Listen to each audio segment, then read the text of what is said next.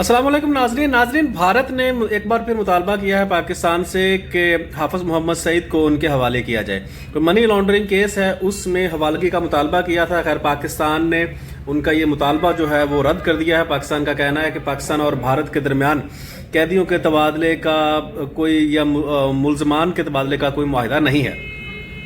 तो क्या अगर पाकिस्तान और भारत के दरमियान कोई इस तरह का मुआहिदा होता तो क्या पाकिस्तान हाफिज सईद को भारत के हवाले कर देता?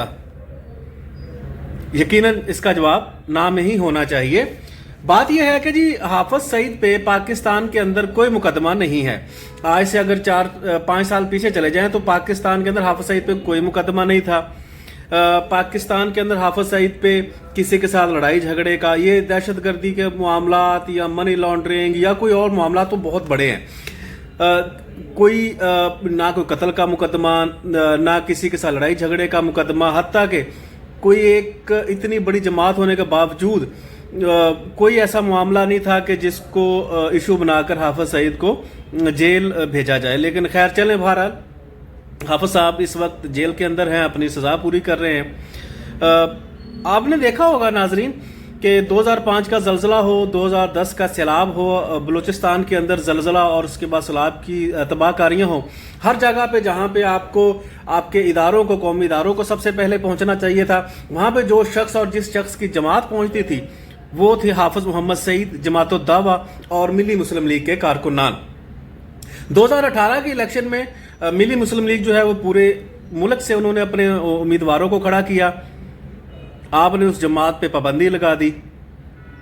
बात तो बहरहाल समझ से बाहर है कि आप किसके इशारों पे एक ऐसा बंदा जिसका उस मुल्क के अंदर रिकॉर्ड बिल्कुल साफ है, कोई उस पे केस नहीं है, उसके बावजूद आपने उसको जेल में रखा हुआ है।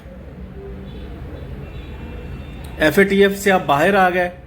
फिर मतलब समझ नहीं आ रही कि कैसे ये आप आज़ादी कहते हैं, कैसा खुद को एक आज़ाद मुल्क कहते हैं कि आपने किसी के कहने पे एक ऐसा बंदा जिसके ऊपर कोई मुकदमा नहीं है वो जेल में है, जिसके ऊपर दहशतगर्दी के मुकदमात हैं, जिन्होंने अल जुल्फकार नामी दहशतगर्द तंजीम बनाई, वो पाकिस्तान की नुमाइंदा रही। अल जुल्फकार के बाद 3 दफ़ा वो हुकूमत में आए, आप समझ गए होंगे। मॉडल टाउन का वाक़या हुआ, 14 लोग मारे गए, जिनके ऊपर FIR हुई वो असम्बलियों में। MQM नाम लेके कह रहा हूं, कराची के अंदर इल्जामात लगे। 12 मई का वाकया आपके सामने है, कराची के अंदर क्या हुआ, और फिर बल्दिया फैक्ट्री वाकया, वो सारे इल्जामात MQM के ऊपर लगे। लेकिन उनके लोग वो असम्बलियों के अंदर दहशतगर्दी के मुकदमात, उनके लिए सब कुछ ठीक है। तो हाफिज सईद फिर क्यों पाबंद सलासिल है?